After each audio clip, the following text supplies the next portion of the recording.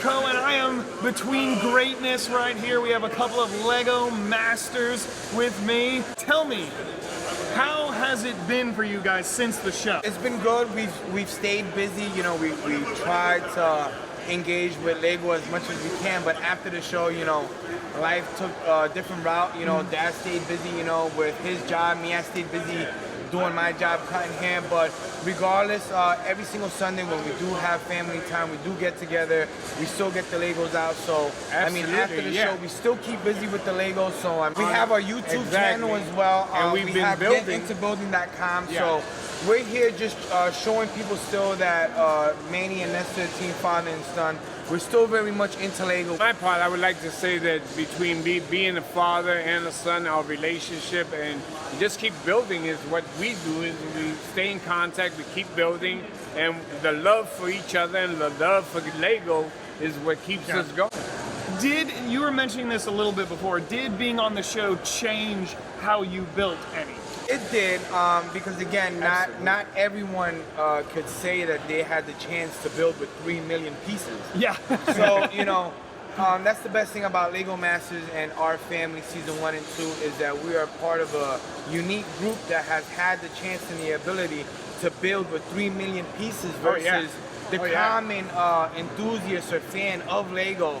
So I mean, that right there changed us to like, well, we could have in our living room 100 of the same pieces, but Lego Masters taught us that we've had 1 million, and anything is possible with, you know, piece count, element count, and I mean, we learned that our T-shirts match and fit. So you know, after the show, our Lego T-shirts fit. You know. Yeah, and so now we share shirts. And not only that, because of the fact that he's speaking about the 3 million pieces that were there, you said how did it change our building abilities?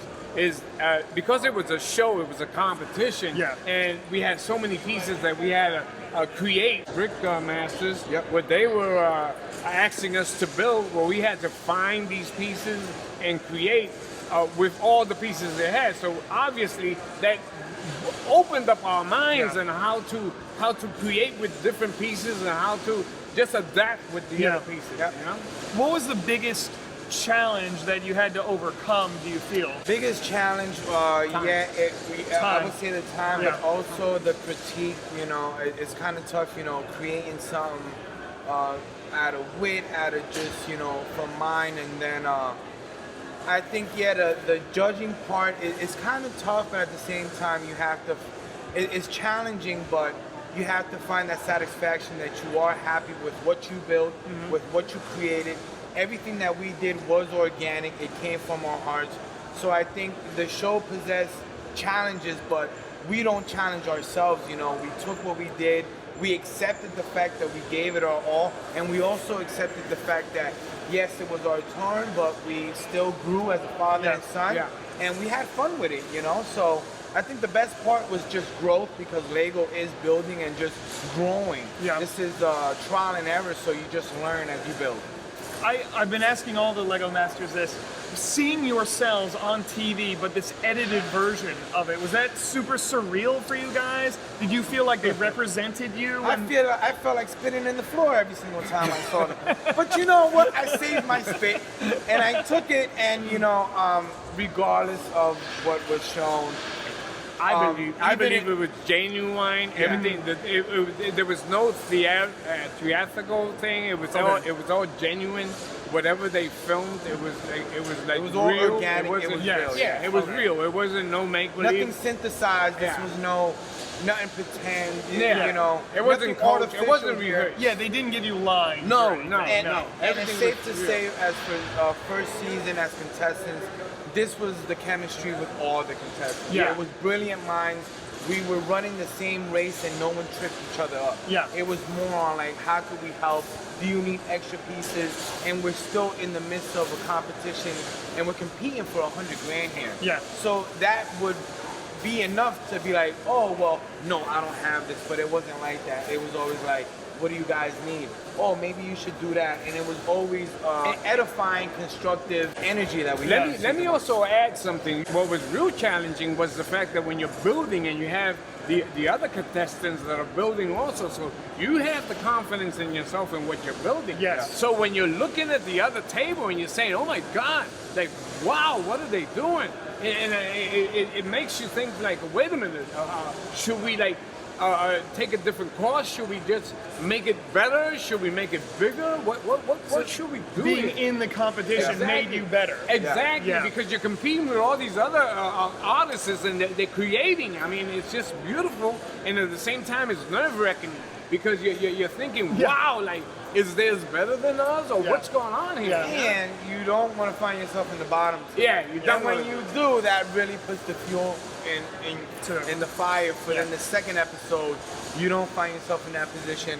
And I think that Brickmaster Jamie and Amy strive for that. They were there because they knew our potential and they wanted to push us and challenge us. They did so do we that. could magnify They did push us. and Yeah, they pushed us. What advice would you guys have for anyone if they do a season 3? What do they need to do, prepare, think about to get on to season 3? Very easy. Justin, if anybody wants to prepare for season 3 of Lego Masters on Fox, very simple. Think big, build big. No idea is too small. Always be building. I mean, Lego Masters is a competition where you constantly have to have bricks in your hand. So this is like an exercise. You train yourself to build more. Yeah. You know, if you're at home building with 600 pieces, you level up and you build with 1,000 pieces. Next month you build with 2,000. Yeah. And that's what Lego Masters is all about. My advice is open-mindedness, you know, and adapt. Yes. Open-mindedness and adapt to the environment that they're gonna give you, and that's my advice to whoever's looking. And if you forward. see us in the brick pit, just get out the way. You know, we do bike. So you see us in the brick pit, just get out the way. That's the advice I get for Lego Masters. Well, thank you guys so Justin, much. no, thank you. I will Thank see you. you guys soon. All right. Yeah, there you go. All right, thank you guys. All right, I'm back with another pair of Lego Masters. I have Susan and Jen. How are you ladies doing today? Fantastic. I love being here. This is amazing. So now I assume this is not your first convention, right? Or is it? Oh, no. Been doing conventions for a while. Oh, there it is. Oh, yeah. The badges of honor right there. It's my 4th convention. Okay. So this is awesome. This is my first time here. That's it. This Okay. is the first time on doing East Coast conventions. Oh, okay. Nice. What have you guys seen that's really blown you away? Dude, lenticular mosaic, the lion statue. I'm loving all the castles I'm seeing. The crate dragon over at Dude, there's so much awesome stuff here. So are you a big Star Wars fan? I'm a big Lego everything fan, but yes, I love Star Wars, I love Star Trek, I love castles and Harry Potter and architecture, and dude, bring it. If it clutches together, I love it. Lego for life, baby. Bring the clutch. Lego life. I love it. How about you? What has blown you away here? You know, I really love City and Train, and there's like multiple train loops here that are just incredible.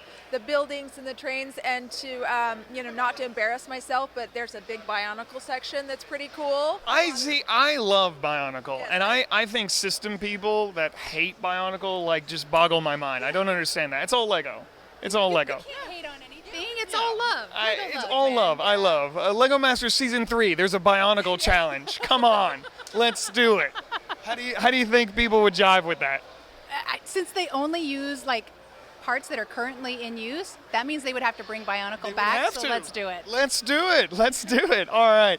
Let's talk about Lego Masters. Did being on the show change how you built after the show? Absolutely. I build faster now. What I mean by that is I take less time to decide how I want to build, perseverate, and that sort of thing. So, like, I build much faster now. Okay, how about you? Yes, definitely. I would say I build bigger and better, hopefully, because I think size matters now, and I want to build big, and I want it to look big and showy. How about using, like, I know Lego Masters almost forces you to use Technic in your builds. Did you guys do that before? Not a lot, really, but yeah, now it is getting integrated. Yeah. Yeah, it's become like this requirement almost. Seeing yourselves on the edited version of TV, was that super surreal? Did you feel like they really captured what was actually being done on the show? Well, that's an interesting question because there isn't time to actually show all of us in our, the depth of our characters. They can only show one thing about each of us. And so the thing they picked about me and Susan was that we were moms. So they didn't talk about me being a nurse. They didn't talk about her antique shop that she owns. But the same thing with the Lego. They could only show like the big wow factor at the end. They couldn't show all the little things that went into making it because of the show would just take too long. But I'm all for like the extended edition. Put it out on DVD. We all want to watch the extra 8 hours of each build, right? That's what we said. There should be an Arnett cut of the entire thing. I probably feel like, I said some things that didn't actually make it on there that maybe were clever and they just like left them off. It didn't fit with your character, Yeah. I guess. So, no, I thought the editing was great. I mean, it can't capture the emotion fully. Yeah. But yeah, it was great. Now, we were told by Mark and Steven that you guys all really got along. It was actually hard for the producers to create drama because would you guys echo that? Tell me the real Stu. Give me the dirt on it. There was so much fangirling going on set. We wanted to see what each other was building, and we absolutely loved everything that everybody else was building. And I think that echoes the AFL community, like here, right? We really want to encourage each other to build bigger, stronger, more detail. We want to see, here's what I brought, now let's see what you got, right? And we brought that to the show, and all 24 of us were that way. And so the Love Fest just continues on, and it's fantastic. I mean, I think we all got along great, except for Mark was such a diva the whole time. I mean, other than that, we did fine. Everybody was so nice. Well, he said that. He complained about the food. He complained about, oh, he's not listening. I can't make... It's no fun if we can't make fun of him. How has being on the show changed what you guys do now? Has it at all? I think it has. I mean, I used to take, a lot longer, months to try to build something, and now I'm trying to build faster, like Jen said, and it's just, it makes me think about what I'm building more and be more creative. Got to keep up with some of these other guys out here now. Yeah. Well, not just that, but people, what they bring to conventions like this is legitimately like Lego Masters worthy. I mean, there's so much amazing builds out on the floor. Like, I absolutely am astounded at what people can come up with, and I can't wait to go look more. But you asked a question about how has the show changed what we do now, and that's actually a really interesting question. I've heard it phrased about Lego, but what about us? I actually have left nursing so that I can do Lego full-time, Lego art, and I'm just loving it. And conventions, awesome. Baby. Now we get to do all these conventions. And so, yeah, it just definitely changed my life for the better. So you're doing Lego full time now? Yeah, I'm doing portraits. Can you explain? I see a Minecraft. Are you a Nintendo girl? Yeah, I'm like from the original system back in the day, but my son has really picked these up. And so I've built sets that I think that he would participate with me in, and so it's kind of a bonding experience for us. In fact, my new art business is called We Are All Connected, and so I try to do things with Lego that really just bring us all together, and Lego Masters was the epitome of that. And I think, honestly, all of us on the show, Lego's kind of a symbol for who we are. We do truly love to connect with each other, especially after a pandemic, and build on each other, and we need each other's strengths, and we need each other to be different, and that's what makes us all awesome. And so I built this stuff for my son to That's join awesome. Nice. So he has helped you build some of this stuff? Yeah, he has. And then I also have a nightlight over there that's not quite plugged in yet. You'll have to come swing back. Okay, into that yeah, later. we'll swing over there. there. This is Snape, right? The Yes, actor Silver of Snape, Alan Rickman. Alan Rickman. So And then we've what got- made you choose to make him, to glorify him in mosaic Lego form? I actually designed that before I went to Lego Masters. I finally sorted houses online with like Pottermore, right? Mm-hmm. And I'm a Slytherin, and so I knew I would be, and I refused to sort for the longest time because I didn't want to be, but I've embraced it now, and so it's pretty awesome. But I've always loved his story arc, and I love that he was a good guy despite everything throughout the whole thing, the whole series of books, and it was just, I don't know, I really wanted to do this one, and so I threw it together for for these conventions. It looks amazing, and mosaics just blow my mind. Like, how in the world do you plan that? The shadowing, and like I would never think to use pink, but if you back up, it looks right. It makes sense. How do you do this? That is legitimately the fun of all of this. Literally, like a painter, I'll take Lego colors, which are all of them too bright, too bland. None of the Lego colors actually work for skin tones. But when you blend them together, your eye creates a line and a shadow where the edge of the brick isn't. Once I figured that out, I was really able to sculpt faces and shadow, and I really love playing with the shadow on this piece specifically. And so it was a lot of fun. It's like painting. It is. It really is. And you mentioned how you draw it first, and then do you paint in like color apps or something, or how do you go about designing it before you move to physically building it? I start in like Photoshop with the photo, and I pixelate it a little bit, and then I throw it into. There's several mosaic programs out there. I'll use a couple of them, and then finally I'll build the final piece on digital form. That is it's Aaron approved. Yeah, baby. And I love this comic book version. And this was back when I was like first trying to figure out how to do mosaics. And comic books, cartoons really translate well into Lego colors. So that's where I started. Before you go into human faces, start with cartoons and comic books. And that really like helped me hone in my skills.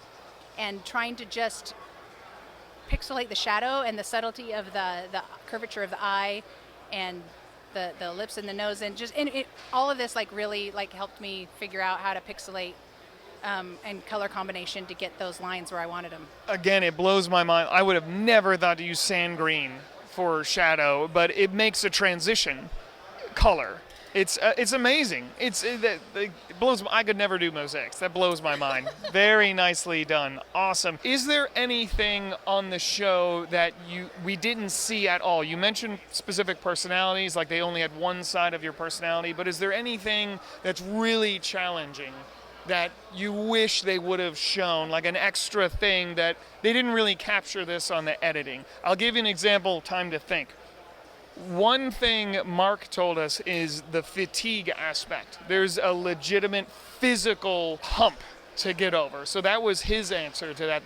They don't really show that on the show, how physically draining it can be and the turnover from one episode to the next. Can you guys think of another example of something that maybe was extra challenging that didn't get showcased as much? For the Hats Incredible Challenge, the fashion show challenge, they didn't show this, but I kind of wish they did. Susan and I had actually were building a different hat before the one you see on the final runway.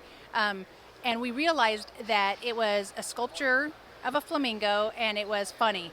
So comedy and sculptural, and we realized that it was not meeting the specs set by the judges, which was fashion and serious, right? So we decided and pivoted, we are not doing this challenge correctly, let's change it up. And in 3 hours, Susan cranked out those amazing feathers with the movement and all of that. And I wish that they had edited that in just a little bit more, just to highlight how amazing those feathers were that she, 3 hours, guys, she cranked that out in 3 hours. While I was sculpting the headpiece, she was doing those feathers, just knocked it out of the park. And how did you do that?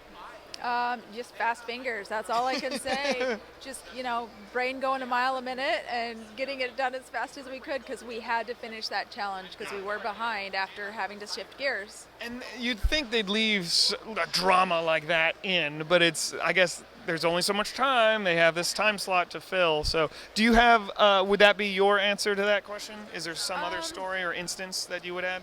No, I mean, I don't know what else they could have shown that would be different. I mean, yeah, I agree with the fatigue part. The wardrobe was challenging, I will say that. The wardrobe was challenging. The wardrobe episode, you mean? The wardrobe that we were wearing was challenging. Oh, really? Yes. Okay. Mark and Steven always complain about the Hawaiian shirts they put them in because they never wear pastels ever. So what did they do with you guys? Well, in every single episode, Jen and I got to wear a romper, like a full-on romper. So they were a little hard to get in and out of and get mic'd up in, and restroom and all that was a challenge. You are not romper women then. No. No, I will never ever wear a romper ever again.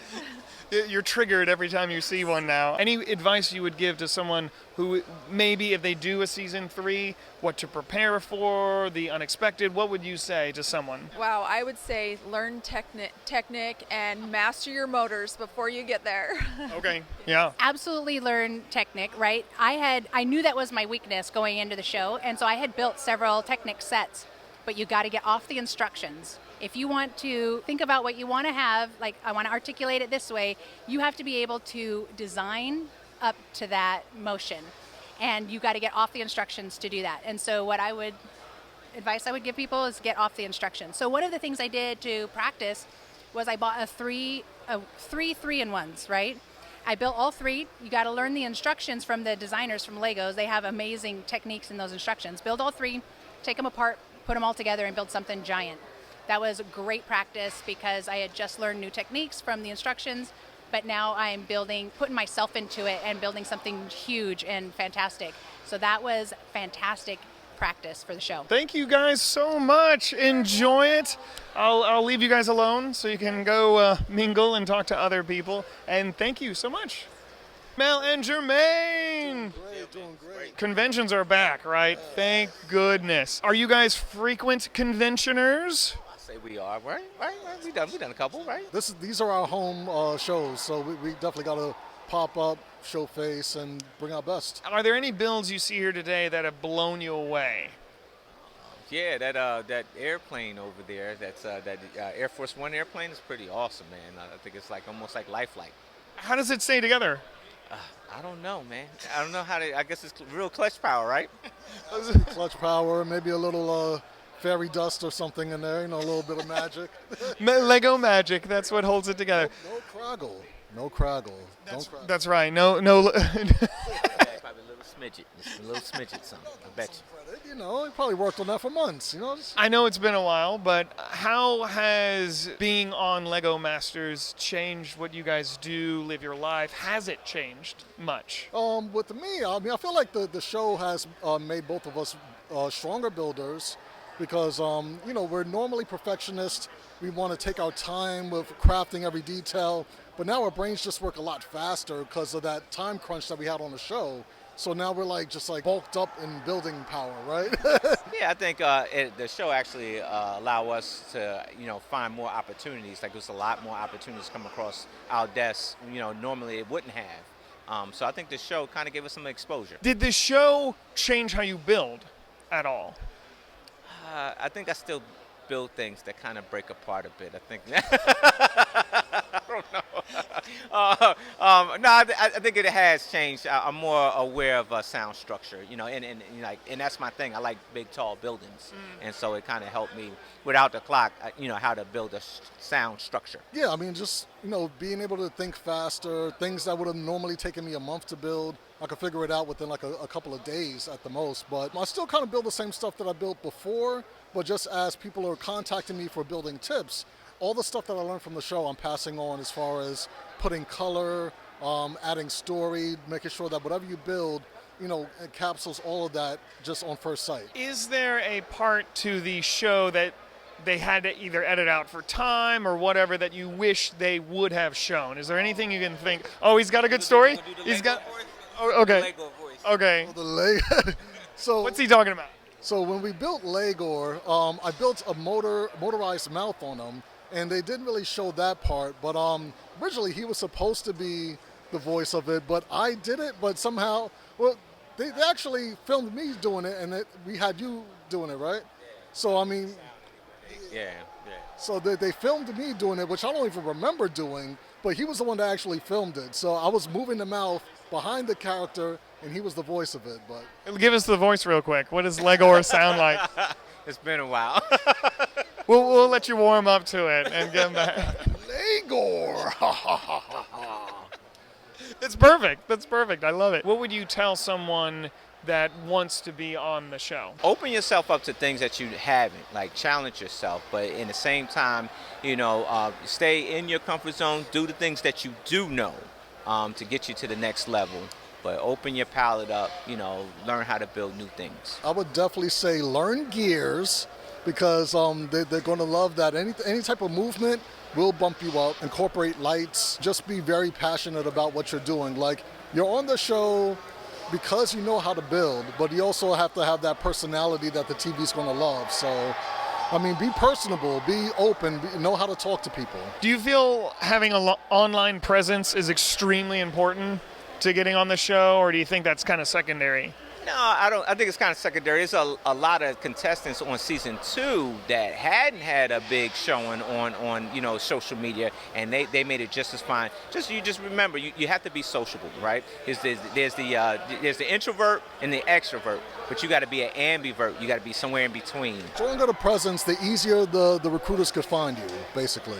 So that is a good point, yeah, just to be found. So have you guys been watching season 2? What is your opinion of it?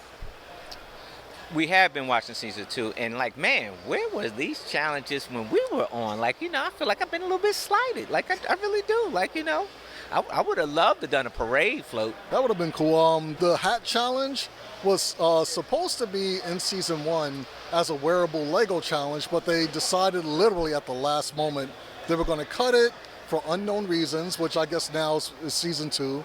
But honestly, like, I feel like they knocked up the challenges. I feel like I would have probably struggled a little bit more if I was on season 2, to be honest with you. To me, season 2 is all about, let's take the Lego brick and see how we can blow it up. There's so many destruction and pushing the limit to gravity and stuff on this season that they did that a little bit with you guys, but I felt like almost every challenge is about blowing stuff up. Yeah. But you said you would excel at that. You would love to see that. Yeah, I would love to see that. I build things that are structurally sound, so I would have loved to have been in that. And it also takes the weight off of the judges, so the judges can't ultimately decide who's the winner or who's the loser. It's this pure skill. So, I mean, you either got it or you don't on this one here. Yeah, that's a good point. Did you guys bring anything? Just your wonderful selves. You just brought your wonderful selves. All right, well, thank you. We'll let you guys walk around, and we'll see you soon. Thank you so much. And we have Tim here, and he's going to tell us. What are you going to tell me? I don't know. I'm going to tell you, thank you so much for being here. That's what I'm going to tell you. I've interviewed like 5 people in a row. It's like, brain dead what? I need another shot of espresso. That's what that means. Now, are you a frequent conventioner? What do you have to define frequent? I mean, we go to what we go to. The interesting thing is I was at the very first one. It was Brick World in Chicago, and it was like Alice walking through the looking glass. You like this whole new world of everything that was going on, right? And wow, it just was a very deep rabbit hole when we were introduced. So as far as being frequent, yeah, it's going to be a lot more frequent. We're getting invited to quite a few, so we're going to see a lot of people, and it's going to be fun. That's awesome, and we have half of season 1 and half of season 2 here. Right. There's a lot of us. I think there's a total of 9 of us from season 2, and I can't even count all the season 1 ones. So there's a lot. So is there like a special Lego Masters club or something you guys go to? Well, it's top secret. So if I told you, I mean, I've been traveling quite a bit. I do a lot of my own business and consulting and business aspects, organizational. So I was in Colorado, and then I was in Michigan, and then Kentucky, and now I'm here in Virginia. So I was like. Yeah, you don't have time. You don't have time. What's been your favorite thing that you've seen here so far? So the things that I like is when people are using parts in different ways, kind of being really creative. And then even walking around with my daughter, Ellie, we saw the Rapunzel Tower over there, and she was like, oh, look at that. That's so cool. My wife loves all of the mods as far as putting the houses together and stuff like that. So we kind of really enjoy being around those kinds of things. But yeah, it's just the creative aspects of it. It's absolutely amazing to watch people's skill set. And it blows my mind. Because I think, we did a lot of cool things, and I see other people like, that's really cool. I mean, like, they've got a lot of good stuff. Do you get to build much in your free time, whatever free time you might have? Not as much as we were before. It's kind of, in the Michigan winters, we've got about 4 months of winter, so that kind of slows down. We can't do anything outside, so that's when we do a lot of our building, just because it gives us the ability to be able to do something inside and then together. So did being on the show change how you built or change how you viewed Lego in any way? So the way you build on the show is not how you normally build. You're given parameters, right? So you've got a set of rules. This is what you have to do. You've got a timeline. You've got a specific. Even with 5 million bricks, I mean, I love them to death, but at the same time, there was a lot of pieces that were missing because there's like kind of unique scenario things that we would have at home that weren't there.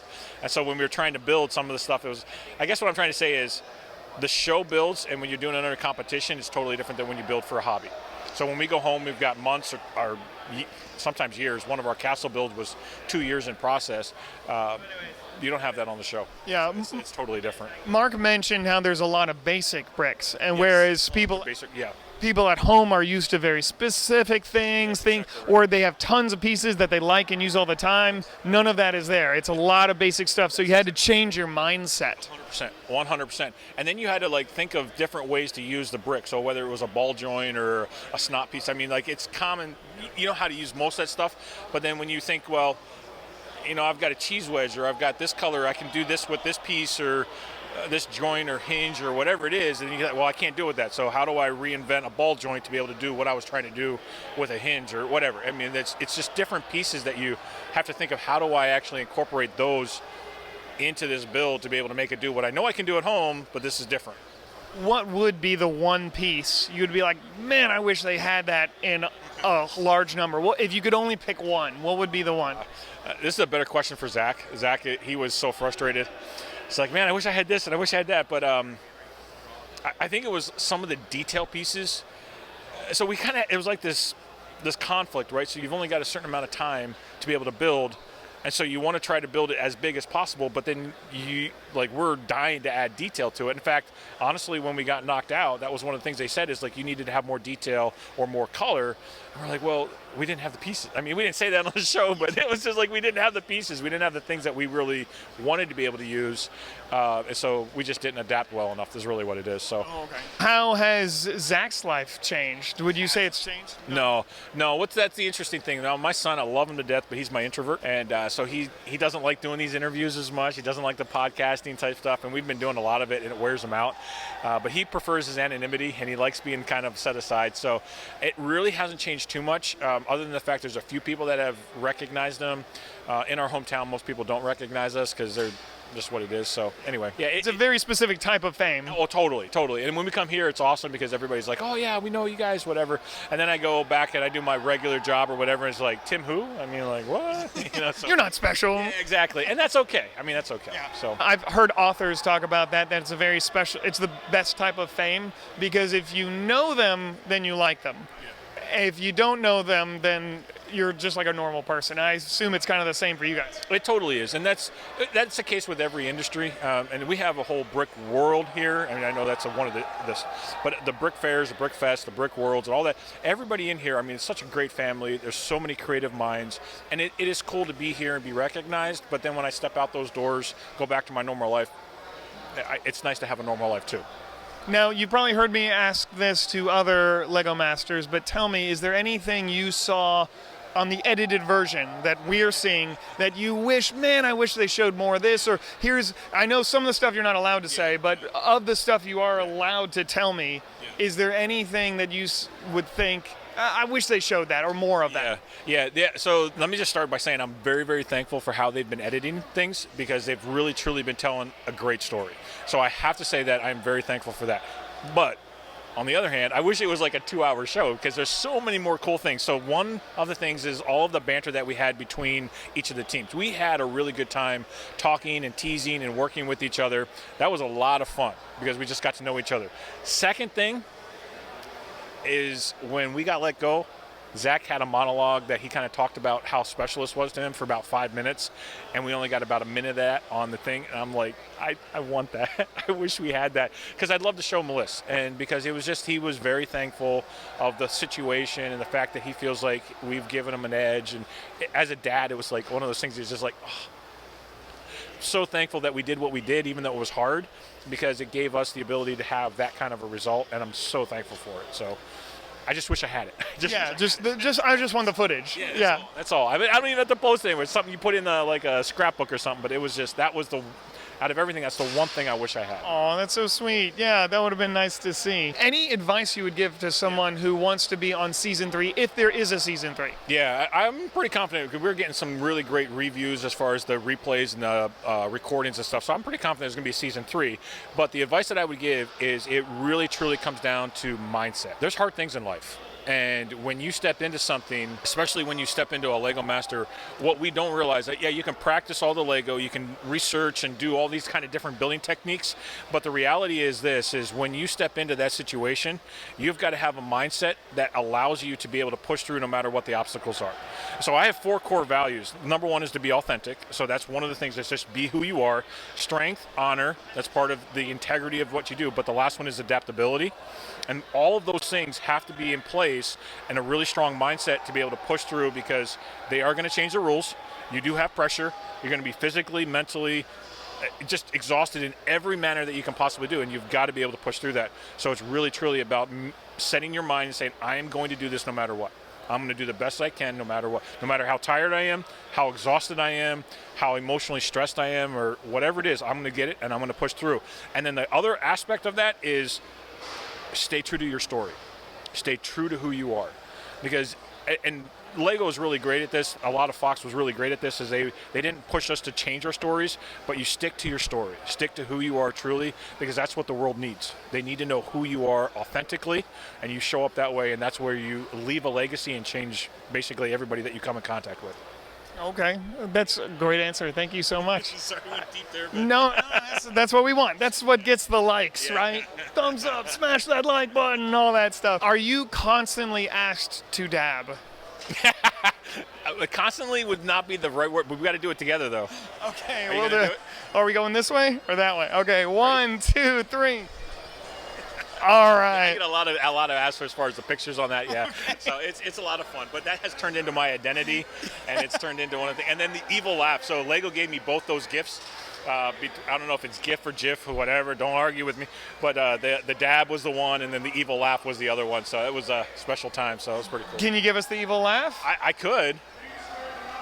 I kind of have to work up to it. Oh, It's okay. kinda like one of those things that- Oh, you can't just whip it. What you guys don't know, so one of the things that got edited out was the fact that Zach actually led me into that laugh. So he actually set me up for that, and he kind of led all the way into that evil laugh, and he said, and the evil laugh from our mad scientist is, and I went, so. Perfect. See? You asked me about how it's been to be here, and the one thing that I can say, and this is what I feel I've been honored and blessed to be able to hear all of the different stories from dads that are coming up and saying, hey, you inspired me to be able to spend more time with my son, inspired me to be able to be here for my kids. That means the most to myself. I know it means a lot to Nestor, and because that's really why we were on the show. It was there to be able to help inspire parents to be able to connect with their kids. So just absolutely love that. Love hearing the stories, love hearing how people are connecting with their kids. So it's pretty cool.